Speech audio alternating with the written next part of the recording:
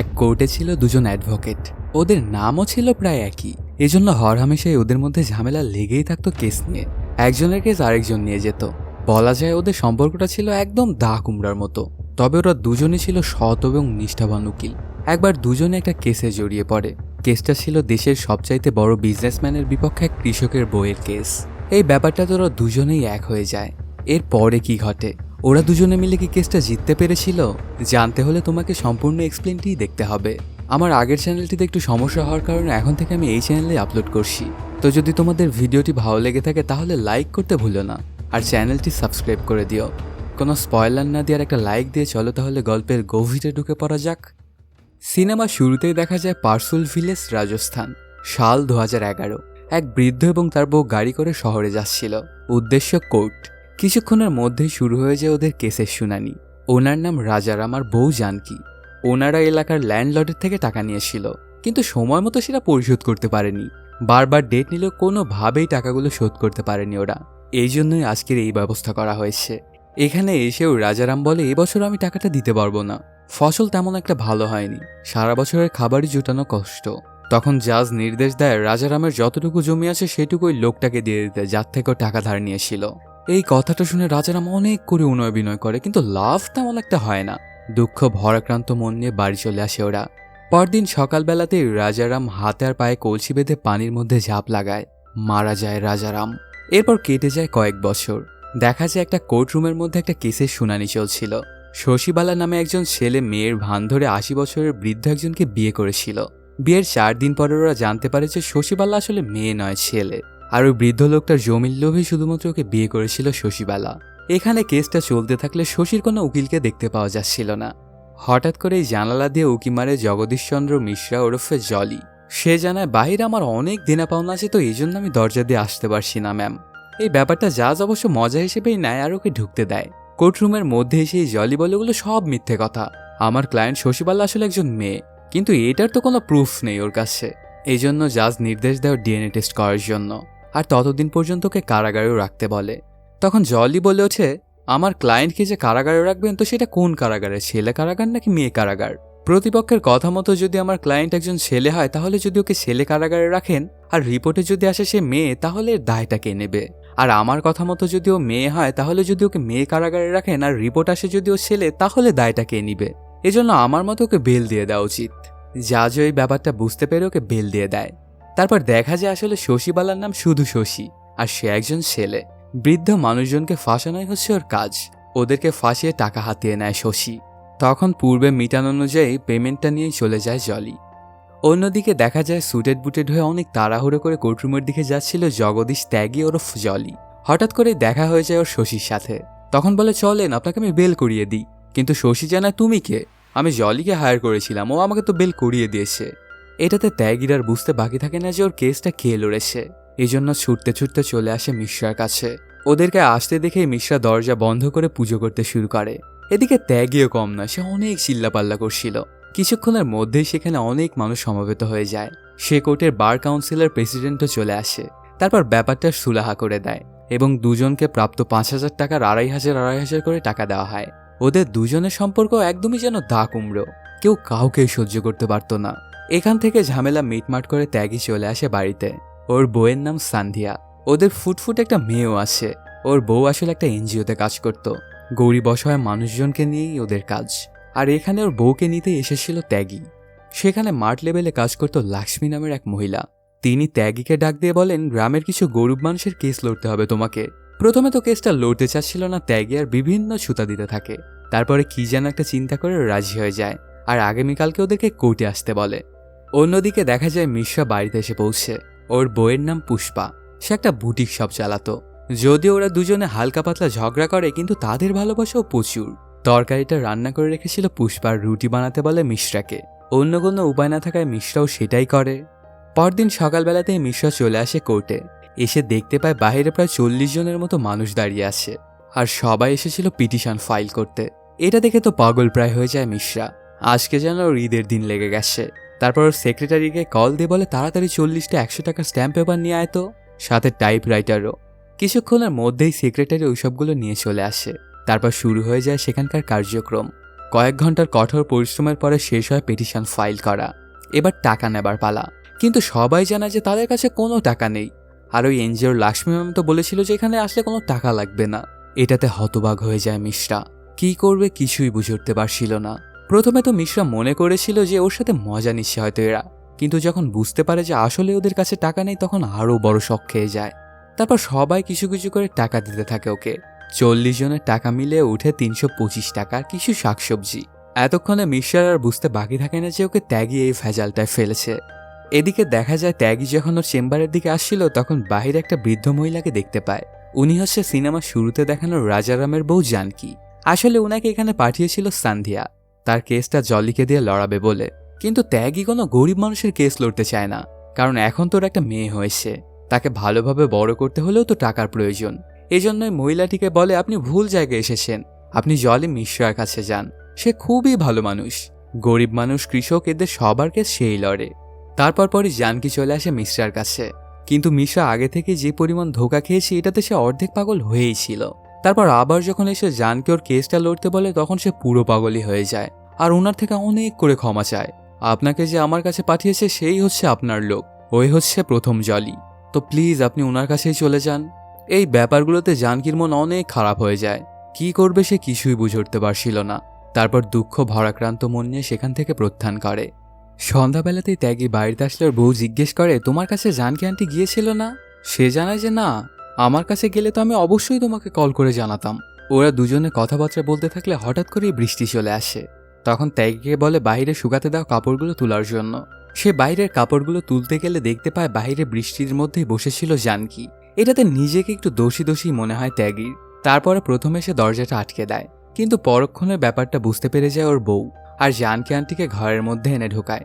এই ব্যাপারগুলো নিয়ে অনেক কথা শোনায় ত্যাগীকে। তুমি আসলে কেমন মানুষ বলো তো? সকালবেলাতে 40 জন মানুষকে তুমি ডেকেছিলে, তারা যখন তোমার কাছে গেছে তখন তুমি ওদেরকে ধোকা দিয়েছ। আবার জানকী আন্টিকে আমি তোমার কাছে পাঠিয়েছি, ওনাকেও তুমি ধোকা দিতে ছাড়োনি। তোমার এতটা অধপতন হয়েছে, তুমি যদি একবার ওনার কাহিনীটা শুনতে তাহলে তুমি অবশ্যই কেসটা নিয়ে নিতে। তখন ত্যাগী বলে এই জন্যই তো আমি শুনিনি, কারণ এখন আমাদের একটা মেয়ে হয়েছে, ওকে ভালোভাবে বড় করতে হলে আমাদের টাকার প্রয়োজন। ইমোশন দিয়ে এখন আর কাজ চলবে না। আরও অনেক কথা বলতে থাকে ত্যাগী। হঠাৎ করে একপাশে খেয়াল করে দেখতে পায় ওর ছোট্ট মেয়েটা জানকীর ছাগলের বাচ্চা দুটোকে খাবার খাওয়াচ্ছিল, তাও আবার নিজের প্লেটেই। এটা দেখে মন গলে যায় ত্যাগীর, আর সে জানকীর কেসটা লড়বে বলে ডিসাইড করে। পরদিন সকালবেলাতেই দেখা যায় জাজ সুন্দরলাল ত্রিপাঠীকে। এখন তিনি অনেক বেশি শরীরের প্রতি যত্ন নিচ্ছেন। কিছুক্ষণের মধ্যে ওর পিএস এসে জানায় স্যার আপনার সাথে জগদীশ ত্যাগী নামে কেউ একজন দেখা করতে এসেছে। ওর নাম শুনে কেমন জানি বাজে অবস্থা হয়ে যায় সুন্দরলালের। আসলে সিনেমাটির প্রথম ইনস্টলমেন্টে দেখা গিয়েছিল জলির কারসাজি। তার পরপরই জলি ভেতরে আসে আর সুন্দরলালের সম্পর্কে অনেক প্রশংসা করতে থাকে। এগুলো সুন্দরলালেরও খুব ভালোই লাগছিল। অনেকক্ষণ কথাবার্তা বলার পরে হঠাৎ করেই ত্যাগীকে এমন একটা কথা বলে ওঠে যেটা শুনে অনেক রেগে যায় সুন্দরলাল, আর ত্যাগীকে ঘর থেকেই বের করে দেয়। বলে তুমি অ্যাডভোকেট আর আমি জাজ, তো আমাদের সম্পর্ক তো অত দূর পর্যন্তই থাকা উচিত, বন্ধুসুলভ আচরণ করতে এসো না তুমি আমার সাথে। কিছুক্ষণ পরেই শুরু হয়ে যায় কোর্টের কার্যক্রম। কেসটা করেছিল জানকী, আর কেসটা করা হয়েছিল ইম্পেরিয়াল গ্রুপ অব ইন্ডাস্ট্রিজের বিরুদ্ধে। শুরু হয়ে যায় কেসের শুনানি। জানকীর বাড়ি আসলে বিকানেরেতে ছিল। তখন সুন্দরলাল জিজ্ঞেস করে তাহলে এখানে কি করছো তোমরা? ওখানেই তো তোমাদের কেসটা লড়া উচিত ছিল, তাহলে দিল্লিতে কেন এসেছো?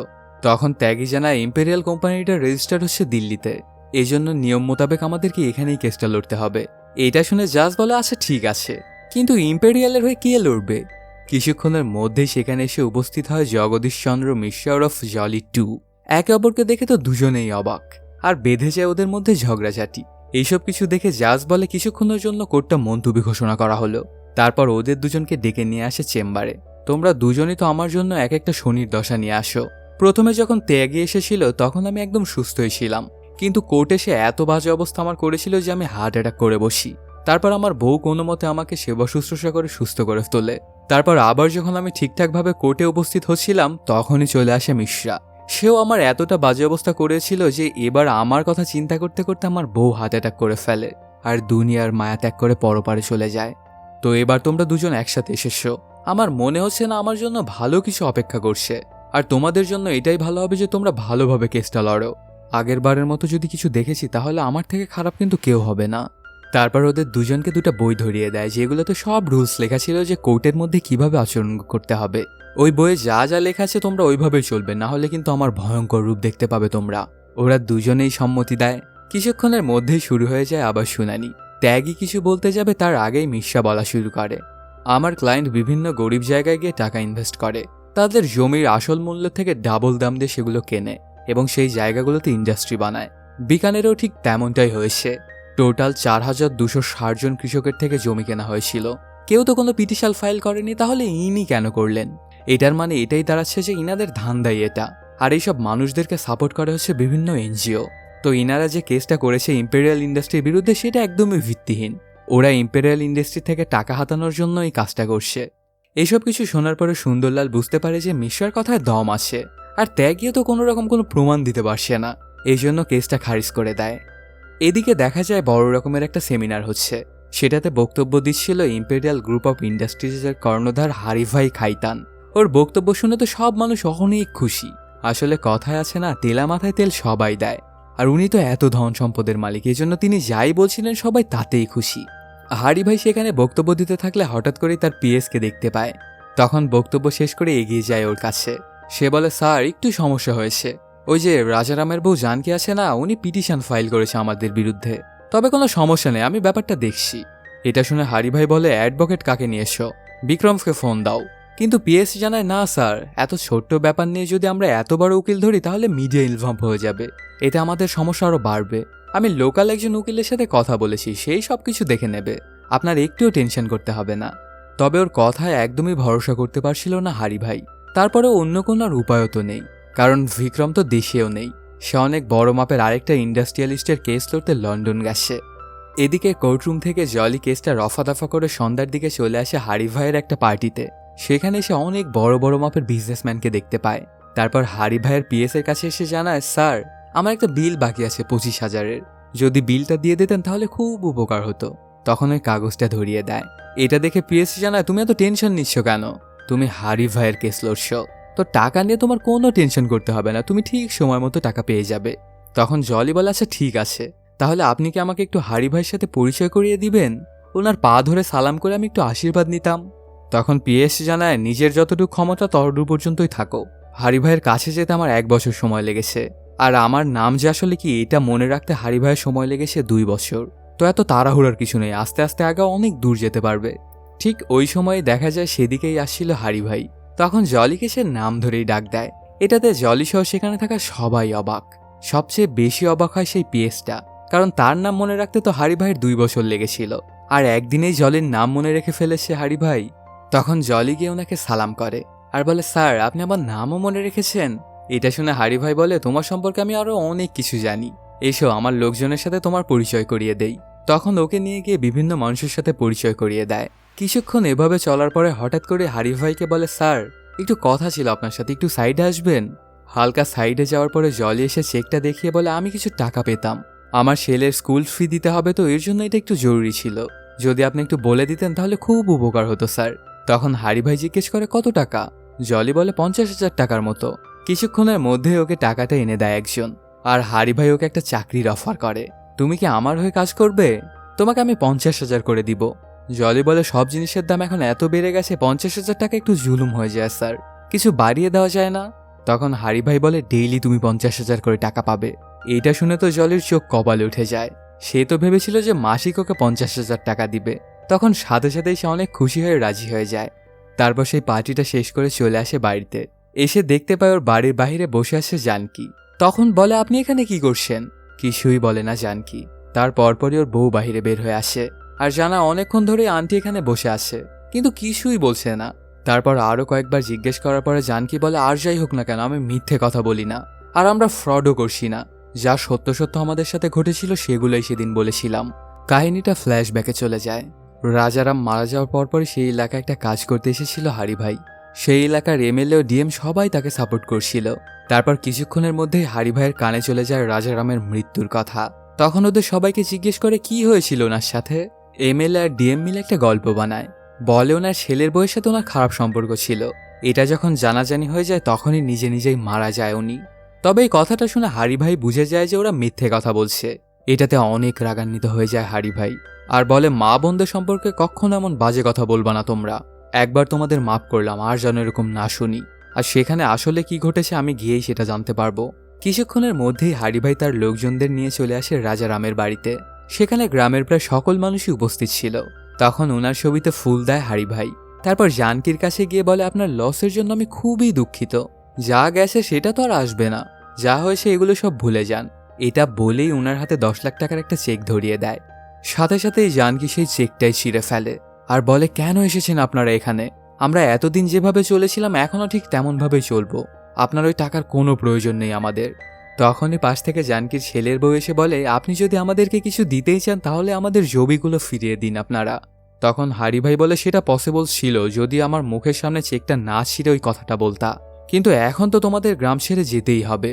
এটা বলেই সেখান থেকে বের হয়ে যায়। গ্রামের সকল মানুষ তো ওদের নামে তিরস্কার করছিল। সেখান থেকে ক্যাম্পে ফিরে একজনকে বলে, যে গল্পটা তোমরা সাজিয়েছিলে ঠিক তেমনটাই আগামীকালকের যেন নিউজে আসে।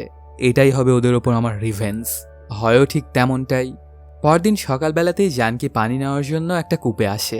পানি নিয়ে যখন জানকী বাসায় ফিরে তখন দেখতে পায় চুলাটা একা একাই জ্বলছে। সেখানে ওর ছেলের বউ নেই। তারপর ঘরে গিয়ে দেখতে পায় ওর ছেলের বউ নিজে নিজেই মারা গেছে। পাশেই পড়ে আছে সেই পত্রিকাটা যেখানে লেখা ছিল নিজের ছেলের বউয়ের সাথে বাজে কাজ করার পর ধরা খাওয়াতে মারা গেছে রাজারাম। আর এই নিউজটা যখন তার ছেলের বউ দেখে তখন সেও মারা গেছে।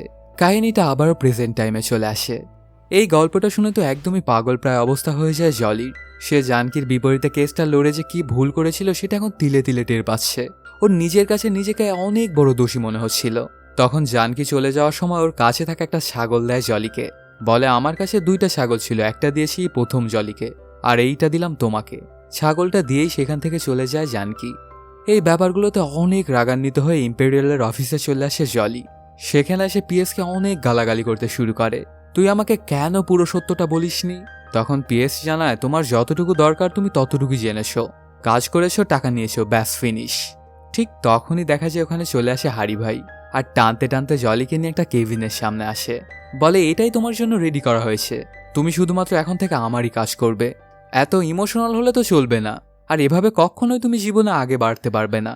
আর গতকালকে তুমি যখন 25,000-এর জায়গায় 50,000 টাকা আমার থেকে নিয়েছিলে তখন আমি বুঝতে পেরেছিলাম যে তুমি একটা সুযোগ পেয়েছো, তো সেটা নিয়ে নিয়েছো। এর পরে কি হবে সেটা তুমি চিন্তাও করনি। আর তোমার এই ব্যাপারটাই আমার সবচেয়ে বেশি ভালো লেগেছে। এজন্য তুমি আমার হয়ে কাজ করো, তোমার যা প্রয়োজন আমি সব দেব, যত টাকা লাগবে তোমার আমি দেব তোমাকে। এটা বলে সামনে একটা চেকও আনে। তখন জলি বলে, স্যার আপনার টোটাল ধন সম্পদ কত? সেক্রেটারি জানায় 380 বিলিয়ন। তখন জলি বলে, তাহলে আমার প্রয়োজন 190 বিলিয়ন। এটা শুনে সেখানে থাকা সবাই হতবাক। জলি বলছে কি, হারিভাই তার অর্ধেক সম্পদ তাকে দিয়ে দিবে? জলি বলে, আমি যার কেসটা নিয়েছি তার পুরো সম্পদের অর্ধেকটা আমাকে দিয়েছে, তো আপনি যদি ওনার প্রাইসের সাথে ম্যাচ করতে চান তাহলে আপনাকেও ততটাই দিতে হবে। এটাতে হারিভাই অনেক রাগান্বিত হয় ওর ওপর আর বলে, তোকে আমি দেখে নেব। কিন্তু ওর কোনো কথা না শুনে সেখান থেকে ওকে থ্রেট দিয়েই চলে যায় জলি। বলে, দেখা হবে কোর্টে। সেখান থেকে সোজা চলে আসে ট্রেন স্টেশনে। দেখতে পায় জানকী ওনার গ্রামে ফিরে যাচ্ছিল। তখন ওনার দিকে আগাতে গেলে চলে আসে ত্যাগী আর বলে, তুই ওদিকে কেন যাচ্ছিস? একদম অমনটা করবি না, তুই আমাদের যা ক্ষতি করা সেটা তো করেই দিয়েছিস। মিশ্রা কোনোভাবেই ত্যাগীকে এটা বুঝাতে পারছিল না যে আমিও এখন তোদের দিকেই। ও বারবার বলছিল যে জানকী আন্টি আমার বাড়িতেও এসেছিল, এখন আমি ওনার সাইডেই। তারপর ওর কোনো কথাই বিশ্বাস করছিল না ত্যাগী, আর জানকী থেকে ওকে 100 হাত দূরেও থাকতে বলে। কিছুক্ষণ পরেই সেখানে ওদের দুজনকে কথা বলতে দেখে চলে আসে জানকী আর বলে, হ্যাঁ আমি গিয়েছিলাম ওর বাড়িতে। আসলে ইম্পেরিয়াল গ্রুপ তো অনেক বড়, ওদের বিরুদ্ধে একা তোমরা কেউই লড়তে পারবে না। এজন্য আমার 2 জন জলিকের প্রয়োজন, তো তোমরা কি আমাকে একটু সাহায্য করবে? না চাওয়া সত্ত্বেও ওরা রাজি হয়ে যায় জানকীর কথা চিন্তা করে। কিন্তু তর্ক বিতর্ক কে করবে, মিশ্রা নাকি ত্যাগী? এটা নিয়ে বাধে ওদের মধ্যে আরেক ঝামেলা। তবে ত্যাগী যেহেতু আপিলটা করেছিল তো সেই লড়বে মেইন হিসেবে, আর মিশ্রা থাকবে সহকারী হিসেবে। এর মধ্যেই দেখা যায় বিক্রম দেশে চলে আসে। এবার হারিভাইয়ের কেসটা বিক্রমই লড়বে। কয়েকদিন পরেই চলে আসে সেই কেসের ডেট। জানকীর হয়ে লড়ছিল ত্যাগী আর হারিভাইয়ের হয়ে লড়ছিল বিক্রম। আর এই পুরো কেসের জাজ রয়েছেন সুন্দরলাল। কিছুক্ষণের মধ্যেই শুরু হয়ে যায় কেসের কার্যক্রম। প্রথম থেকেই বিক্রম অনেক জোরালোভাবে লড়ছিল, ওর সাথে কোনোভাবেই পেরে উঠছিল না ত্যাগী। অনেকক্ষণ ধরে চলে এই কেসের শুনানি, কিন্তু শেষমেশ যুক্তিতর্কে যেতে যায় বিক্রম। এই ব্যাপারটাতে একদম হেসেই ফেলে মিশ্রা, কারণ সে তো আগেই বলেছিল তুই ওর সাথে লড়তে পারবি না, আমাকে দে।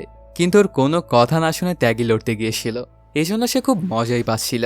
তবে এই ব্যাপারটা দেখে অনেক রাগান্বিত হয়ে যায় ত্যাগী। কারণ ওরা দুজনেই তো এখন এক দলেরই। এবার জাজের ডিসিশনের পালা, কিন্তু সুন্দরলাল আজকে তার ডিসিশন দিবে না বলে জানায়। বিক্রম ওকে অনেক করে রিকোয়েস্ট করলেও রাজি হয় না সুন্দরলাল। পরের একটা ডেট দিয়ে আজকের মতো কোর্টটা মুলতবি ঘোষণা করে। সেখান থেকে চেম্বারে আসলে সুন্দরলালের পিএস বলে, স্যার আপনি তো কখনো এমনটা করেন না, আজকে কেসের তো সবকিছুই শেষ হয়ে গেছে, তাহলে আপনি কেন ডিসিশনটা দিলেন না? সুন্দরলাল জানায় সবসময় এমনটা করতে নেই, কোনো কোনো সময় তোমার মনকেও প্রায়োরিটি দিতে হয়। দুইজন জলই খুবই বোকা এবং তাদের বড় কোনো ডিগ্রিও নেই, কিন্তু ওরা মানুষ হিসেবে একদম পিওর। তখন পিএসসি জানায়, স্যার এটা পার্শিয়ালিটি হয়ে গেল না? সুন্দরলাল বলে যে না, এটা তেমন নয়, প্রত্যেকটা নিয়ম যখন লেখা হয় তখন এর পেছনে একটা করে কাহিনী থাকে। এবার না হয় আমি পেছনের কাহিনীটাই গুরুত্ব দিলাম।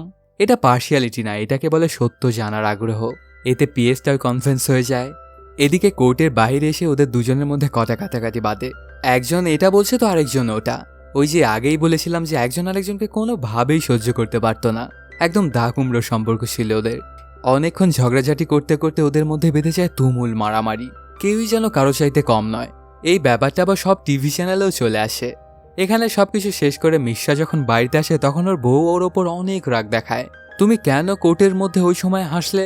তুমি তো চাইলে ওনাকে সাহায্য করতে পারতে, সেটা না করে তুমি এমনটা কেন করলে?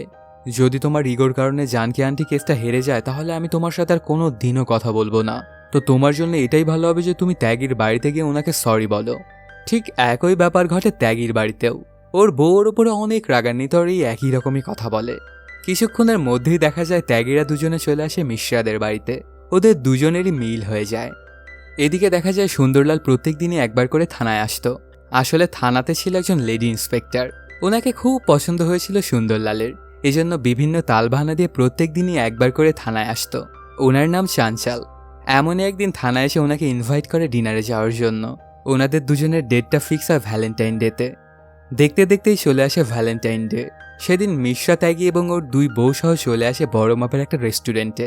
মিশ্রা আসলে ওদেরকে এখানে নিয়ে এসেছিল ট্রিট দেওয়ার জন্য, কিন্তু ওয়েটার জানায় যে কোনো টেবিল ফাঁকা নেই স্যার, আপনারা যদি এখানে খেতে চান তাহলে আপনাদেরকে কমপক্ষে 2 ঘন্টা ওয়েট করতে হবে। তখন মিশ্রা বলে, তাহলে আর কি করা, চলো এখন ধাবাতে গিয়েই খাবারটা সেরে নেই। এটা শুনে ওর বউ বলে, কখনোই না, যত দেরি হোক না কেন আমরা এখান থেকেই খাবার খেয়ে যাব। আমি জানি তোমার মনের মধ্যে কি চলছে, তুমি ইচ্ছে করে এখানে অ্যাডভান্স বুকিং না করে চলে এসেছো, কারণ প্রথম থেকেই তোমার প্ল্যান ছিল ঢাবাতে খাওয়ানোর, তো আজকে আমি সেটা হতে দিচ্ছি না। ওরা দুজনে ঘোরাঘুরি করতে থাকলে হঠাৎ করে দেখতে পায় সুন্দরলাল এবং চাঞ্চাল বসে আছে একটা টেবিলে। ওই টেবিলটা আবার 4টা চেয়ারও ফাঁকা। তখন ওরা দুজনে একটা প্ল্যান করে আর সুন্দরলালকে অনেক করে এটা ওটা বলে ওখানে গিয়ে 4 জনে বসে পড়ে। তারপর ভরপুর খানাপিনা করে। এক পর্যায়ে চাঞ্চালের ঠোঁটে কিছু একটা বেঁধে যায়, সেটা মুছে দেয় মিশ্রা। এই ব্যাপারটা দেখে অনেক রাগান্বিত হয়ে যায় ওর বউ, সেখান থেকে বের হয়ে যায়। ওকে মানানোর জন্য ওর পিছে পিছেই যায় মিশ্রা। কিছুক্ষণ পরে সেখান থেকে ত্যাগী এবং তার বউ যায় ওদের ব্যাপারটা দেখার জন্য। অনেকক্ষণ হয়ে গেল সেখানে ফিরে আসছিল না ওরা। কিছুক্ষণ পরে সেখানে ওয়েটার এসে বিলটা দেয়। সুন্দরলাল যখন বিলটা দেখে তখন ওর মাথায় নষ্ট হয়ে যায়, কারণ বিল এসেছিল 27,000 টাকা। আসলে ওরা দুই পরিবার খাবার খেয়ে এখানে বিল না দিয়েই চলে গেছে। তখন চাঞ্চাল বলে, জাজ সাহেব ওরা আপনাকে মুরগি বানিয়ে চলে গেছে। এদিকে দেখা যায় হারি ভাই এমএলএ ও ডিএম এর সাথে একটা মিটিং করে, বলে যত তাড়াতাড়ি সম্ভব আমার জমিগুলো আমাকে দিয়ে দাও তোমরা। কিভাবে তোমরা খালি করবে সেটা আমি জানি না, তবে 1 সপ্তাহের মধ্যে আমার সকল জমি আমি খালি চাই। তখন ওরা সবাই মিলে একটা প্ল্যান করে বসে। পুলিশ প্রশাসন নিয়ে আগামীকালকে যাবে ওই জায়গায় আর কোনোভাবে একটা ঝামেলা ক্রিয়েট করে ওখান থেকে সবাইকে বিতাড়িত করবে। অন্যদিকে দেখা যায় সেই গ্রামে চলে আসে 2 জলি আর মানুষজনকে প্রোটেস্ট করতে বলে, আমাদের নিজের অধিকার আদায় করতে হলে আমাদের নিজেই লড়তে হবে, কেউ তোমাদের জন্য লড়তে আসবে না। তো যার যার অধিকার আদায় করতে হলে এখানে তোমরাই লড়ো। সবাই ওদের সাথে একমত হয়, এমনকি নিজেদের জীবন দিতেও প্রস্তুত। ঠিক ওই সময়ে ডিএম পুলিশ প্রশাসন নিয়ে চলে আসে সেই গ্রামে আর সবাইকে গ্রামটা ছেড়ে চলে যেতে বলে, কিন্তু এখান থেকে কেউ যেতে রাজি হয় না। নিজেদের বাড়ি ছেড়ে কেনই বা ওরা এখান থেকে যাবে? এমনভাবেই চলতে থাকে অনেকক্ষণ। পাশেই দেখা যায় একটা ছাদের ওপর একটা লোক একটা স্নাইপার নিয়ে ওঠে। কিছুক্ষণের মধ্যেই সেটা অ্যাসেম্বল করে ফেলে। সে আবার ফোনে এমএলএর সাথে কথা বলছিল। তারপর এমএলএর অর্ডার পেয়ে শুট করে দেয় ডিএমকে। এই ব্যাপারটাতে পুলিশরা তো চড়াও হয় গ্রামবাসীর ওপর। ওদের ধারণা যে গ্রামবাসীরাই গুলিটা হয়তো চালিয়েছে। স্নাইপার থেকে যে শুটটা এসেছিল ওরা আবার এরা দুজনই খেয়াল করে। তখন মিশ্রা যায় ওকে ধরার জন্য, আর এদিকে ত্যাগী মানুষজনকে বাঁচানোর চেষ্টা করছিল। গ্রামের সকল মানুষজনকে বেধম মারছিল পুলিশ, সাথে ত্যাগীকেও। অনেক মানুষ মারাও যাচ্ছিল। এদিকে ওই লোকটাকে ফলো করতে করতে অনেক দূর চলে আসে মিশ্রা। তখন সেই ছেলেটা একটা গাড়িতে করে উঠে যায়। তারপরে ওদের পিছন পিছনই দৌড়াচ্ছিল মিশ্রা, কিছুক্ষণের মধ্যেই দেখা যায় গাড়ির মধ্যে থেকে কেউ একজন গুলি চালায় সেই ছেলেটার দিকে। ছেলেটা মাটিতে লুটিয়ে পড়ে আর মারা যায়। তখন ওখান থেকে মিশ্রা তাড়াহুড়ো করে গ্রামে চলে আসে। দেখতে পায় গ্রামের খুব বাজে অবস্থা। অনেক মানুষ মারা গেছে, সাথে কত মানুষ আহত হয়েছে তার তো কোনো হিসেবই নেই। অনেক বাড়িঘর পুড়িয়ে দেওয়া হয়েছে, আর এখন পর্যন্ত বাড়িঘর ভাঙচুর তো চলছিলই। হঠাৎ করে ওর চোখ গিয়ে পড়ে ত্যাগীর দিকে। কয়েকটা গুলি খেয়ে মাটিতে লুটিয়ে পড়ে আছে ত্যাগী। তখন একটা বাইকে করে ওকে পিছনের সাথে বেঁধে হাসপাতালের উদ্দেশ্যে রওনা করে মিশ্রা। এই যাত্রায় বাঁচিয়ে নেয় ত্যাগীকে, কিন্তু ওর খুব বাজে অবস্থা হয়ে যায়। হাসপাতালে আরও অনেক গ্রামবাসীকে আনা হয়। সেখানে জানকীও এসে বসেছিল। সে মনে মনে ভাবতে থাকে ওদের জন্য নিজের জীবনের তোয়াক্কা না করেই দুই জলই জীবন বাজি রাখছে। এটাতে সে অনেক খুশি হয়। তবে ত্যাগীর এমন বাজে অবস্থা দেখে অনেক কান্নাও করতে থাকে। এভাবেই কেটে যায় কয়েকদিন। দেখতে দেখতে ওই শুনানির ডেট চলেই আসে। দেখা যায় কোর্টরুমের মধ্যে বিভিন্ন জায়গায় ক্যামেরা লাগানো হচ্ছিল। আসলে ট্রায়াল হিসেবেই ক্যামেরাগুলো লাগানো হচ্ছে। এই কেসটার ওরা লাইভ করবে। অনেকগুলো ক্যামেরা আছে, তার মধ্যে মেইন দুইটা ক্যামেরা, একটা থাকবে জাজের দিকে আর একটা থাকবে অ্যাডভোকেটের দিকে। তখন নিজের ক্যামেরাটা খুব ভালোভাবেই সেট করে নেয় সুন্দরলাল। তারপর চাঞ্চালকে ফোন দিয়ে জানায় আজকে কিন্তু আমি লাইভ করব, তো তুমি কিন্তু অবশ্যই আমাকে দেখবে। আর যতবারে আমি ক্যামেরার দিকে তাকিয়ে হাসবো তখন তুমি ভেবে নিও যে আমি তোমার কথা চিন্তা করেই হাসছি। কিছুক্ষণের মধ্যেই কোর্টের সময় প্রায় হয়ে যায়। দেখা যায় জানকীকে স্কুটারে করে নিয়ে আসে মিশ্রা। তবে ত্যাগীর অবস্থা খুব বাজে হয়, সে কোর্টে উপস্থিত হতে পারেনি। আজকে কোর্টে হারিভাইও চলে আসে। দেখতে দেখতে কোর্টরুম পুরো হয়ে যায় মানুষ দিয়ে। হারিভাইকে দেখে তো সুন্দরলাল বলে ওঠে, স্যার আমি কিন্তু আপনার অনেক বড় ফ্যান। যদিও আপনার মতো বড় মাপের মানুষ এই জায়গা আপনার জন্য না, তারপর একটু কষ্ট করে থাকুন। তারপর শুরু হয়ে যায় শুনানি। প্রথমে বলতে শুরু করে বিক্রম, আগের দিন তো ওই কেসটার সবকিছুই শেষ হয়ে গিয়েছিল স্যার, তো আজকে আপনার ডিসিশনটা আপনি জানিয়ে দিন। কিন্তু সুন্দরলাল বলে যে না, ওই গ্রামের সাথে যা ঘটে গেল তারপরে আমি আমার ডিসিশন কোনোভাবে এখন জানাতে পারবো না।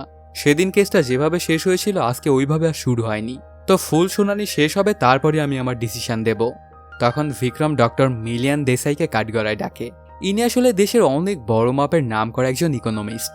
তিনি ওই গ্রামটাকে নিয়ে একটা সার্ভে করেছিলেন, সেটার উপর একটা বইও লিখেছেন।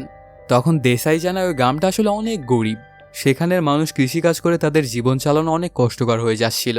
এমনই যদি আর কয়েক বছর যায় তাহলে ওরা অনেকেই মারা যাবে নিজে নিজেই। তো ওদের জন্য সবচাইতে ভালো ব্যাপার এটাই ছিল যে ওখানে ইন্ডাস্ট্রি হোক, তাহলে সেখানে কাজ করে ওরা জীবন চালাতে পারবে ভালোভাবে। শুধুমাত্র কৃষি দ্বারা এখন আর জীবন কোনোভাবেই যাপন করা সম্ভব নয়। তো হারিভাই যেটা করেছে সেটা মহৎ কাজ করেছে। ওই গ্রামটা যদি উন্নত হয় তাহলে তো গ্রামবাসীরই লাভ, তারাই ওখানে তো কাজ করতে পারবে।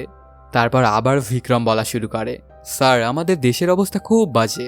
আসলে আমাদের দেশের মানুষ চাই না যে তারা উন্নত হোক। এখানে রিসোর্স আছে, আমরা চাইলেই ভালো ভালো দেশকে টক্কর দিতে পারি।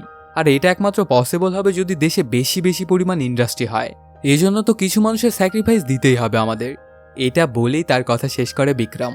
এবার মিশ্রার পালা। সেও কাঠগড়ায় ডেকে নেয় দেশাইকে। বলে, আচ্ছা আপনি আমাকে একটা জিনিস বলুন তো, আপনি কি গোটা দেশেরই সার্ভে করেন, নাকি যেখানে যেখানে হারিভাই ইন্ডাস্ট্রি করতে চায় সেখানে সেখানে আপনি সার্ভে করেন? এটা শুনে সেখানে থাকা সবাই অবাক আর বলে, আপনি কি বলতে চান? তখন অনেকগুলো রেফারেন্স দেয় মিশ্রা। যে যে জায়গায় হারিভাই ইন্ডাস্ট্রি করতে গেছে সেই সেই জায়গায় শুধুমাত্র সার্ভে করেছিল দেশাই। এজন্য তাকে ইম্পেরিয়াল ইন্ডাস্ট্রি রেজেন্টও বলে। কিন্তু এটাতে অবজেক্ট করে বিক্রম। তখন নিজেকে শুধরে নিয়ে বলে যে আচ্ছা ঠিক আছে, তাহলে তো উনি দালাল। এটা শুনে আরও রাগান্বিত হয়ে যায় সবাই। কিন্তু মিশ্রা তার পয়েন্টগুলো একদম প্রমাণ করে দিয়েছিল যে সে যা যা বলছে সবকিছুই সত্য। ওর কথা বলা প্রায় শেষই। তখনই ওকে এসে কেউ জানায় যে একটা উইটনেস আসবে। তারপর সুন্দরলালের থেকে মিশ্রা 10টা মিনিট চায়, কিন্তু এটা দিতে চায় না সুন্দরলাল। তখন নিজের রূপটা দেখায় মিশ্রা আর অনেক করে কাকুতি মিনতি করতে থাকে। এমনকি এক পর্যায়ে বলে, আমার খুব বাথরুম চাপ দিয়েছে স্যার, আমি আমার কাজটা সেরে আসি, ততক্ষণে যদি না আসে তাহলে আপনি আপনার জাজমেন্টটা দিয়ে দিন। সুন্দরলালও রাজি হয়ে যায়, কারণ সে খুব ভালো করেই জানতো যে মিশ্রা যা বলেছে সেটা সে করেই ছাড়বে, সেটা যাই হয়ে যাক। কিন্তু এই ব্যাপারটাতে অনেক রাগান্বিত হয়ে যায় হারিভাই আর বলে, তোমার মতো জোকারকে কে বসিয়েছে এই জাজের জায়গায়? আর এই রুমটা কি একটা টয়লেট? তুমি আসলে একটা বোকা মার্কা জাজ। তোমাকে আমি দেখে নেব আর তোমার নামে আমি কমপ্লেন করব। এই ব্যাপারগুলোতে হারিভাইয়ের ওপর অনেক রাগান্বিত হয়ে যায় সুন্দরলাল। বলে, যা বলেছেন ঠিক আছে, আর একটা কথাও বলবেন না। আর যদি কিছু বলেন তাহলে আপনাকে এখনই আমি ধরিয়ে দিব পুলিশে।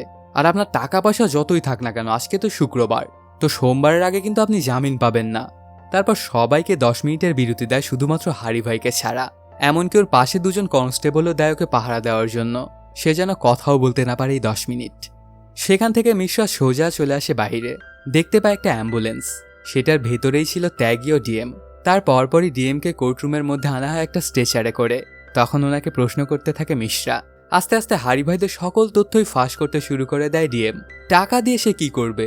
নিজেদের স্বার্থের জন্য ডিএমকেই তো মারতে চাইছিল ওরা, এজন্য আস্তে আস্তে সবকিছুই বলে দেয়। তখন সুন্দরলাল বিক্রমকে বলে, তোমার কি কিছু ক্রস প্রশ্ন করার আছে? অনেক চিন্তাভাবনা করে বিক্রম বলে যে না, আমার কিছুই বলার নেই। এবার মিশ্রাকে ফাইনাল কথা বলার সুযোগ দেয়। তখন মিশ্রা বলে, আমার সিনিয়র ত্যাগী এখন বলবে ফাইনাল কথা, আর নিজের কোডটাই দেয় ওকে। বলা শুরু করে ত্যাগী, বিক্রম স্যার যে কথাগুলো বলেছেন আমি ওনার সাথে একমত। দেশের উন্নতি করার জন্য কিছু মানুষের স্যাক্রিফাইস তো প্রয়োজন। তো দিল্লিতে একটা সরকারি প্রজেক্ট হতে যাচ্ছে, যেটায় প্রায় সকল জমি কেনা শেষ। এখন একজনের বাড়ি বাকি, সেটা সরকার যদি পেয়ে যায় তাহলে এই প্রজেক্টটা কমপ্লিট হবে। তখন একটা ছবি বের করে, এই ছবিটা আসলে হারি ভাইয়ের আলিশান মেনশনের ছবি। তখন ওনার কাছে গিয়ে বলে, দেশের ভালোর জন্য কি আপনার এই মেনশনটা আপনি দিবেন? কিন্তু হারি ভাই ছবিটা নিয়ে ছিঁড়ে ফেলার রাগান্বিত চোখে তাকায় ওর দিকে। তারপর ত্যাগী বলে যে কোনো সমস্যা নেই, আর আরেকটা ছবি বের করে। আগেরটা না পেলেও চলবে, তবে এটা পেলেই হবে। আসলে এই ছবিটা ছিল বিক্রমের বাড়ির। তখন বিক্রমকে বললে সেও রাজি হয় না। তখন ত্যাগী বলে, তাও সমস্যা নেই, আরও একটা উপায় আছে। এটা বলে সে আরেকটা ছবি বের করে। এই ছবিটা ছিল আসলে জাস্ট সুন্দরলালের বাড়ির ছবি। ওনাকে দেখিয়ে বলে, আপনার বাড়িটা দিলেই কিন্তু সরকারের প্রজেক্টটা কমপ্লিট হয়ে যাবে। তো দেশের জন্য এটুকু তো আপনি করতেই পারেন, আপনাকে 3 গুণ দাম দেওয়া হবে। কিন্তু কোনোভাবেই রাজি হয় না জাজ, আর বলে 3 গুণ কেন, 300 গুণও যদি আমাকে দাও তাও আমি এটা বিক্রি করব না, এটাই শেষ কথা। এটা শুনে ত্যাগী বলে, বাহ, আপনারা চাইলে আপনাদের প্রপার্টি বিক্রি করবেন, আর না চাইলে না করবেন, কিন্তু জানকীদের তো সেই রাইটস নেই, কারণ ওরা তো আসলে গরিব। গরিব মানুষের তো নিজের বলতে কিছুই থাকে না। এটাতে সবার আর বুঝতে বাকি থাকে না যে এতক্ষণ ত্যাগী এই নাটকগুলো কেন করছিল। তারপর জাজ তার ডিসিশনটা জানিয়ে দেয়। ওই গ্রামবাসীদের যাদের যাদের জমি নেওয়া হয়েছিল সবার জমি সবাইকে ফেরত দেওয়া হবে, সাথে ওদেরকে ক্ষতিপূরণ হিসেবে অনেকগুলো করে টাকাও দেওয়া হবে। আর ওই গ্রামে যে হত্যাকাণ্ডটা হয়েছিল সেটার জাজ করার জন্য একটা কমিটিও বানিয়ে দেওয়া হয়। যারা যারা এখানে দোষী তাদেরকে কঠিন থেকে কঠিনতম শাস্তি দিতে বলা হয়। অনেক লড়াই এবং স্ট্রাগলের পরে গ্রামের মানুষরা এখন ফ্রি হলো। এতে ওদের দুজনকেই মন ভরে দোয়া করে গ্রামবাসী, আর পুরো গ্রামে চলছিল একদম উৎসবমুখর পরিবেশ। এর মাধ্যমেই শেষও হয়ে যায় সিনেমাটি। তো বন্ধুরা, কেমন লাগলো আজকের এই এক্সপ্লেনটি জানাতে কমেন্ট করো। আর যদি এখনও চ্যানেলটি সাবস্ক্রাইব না করে থাকো তাড়াতাড়ি সাবস্ক্রাইব করে নাও। দেখা হচ্ছে নতুন কোনো ভিডিওতে। Till then, সায়োনারা।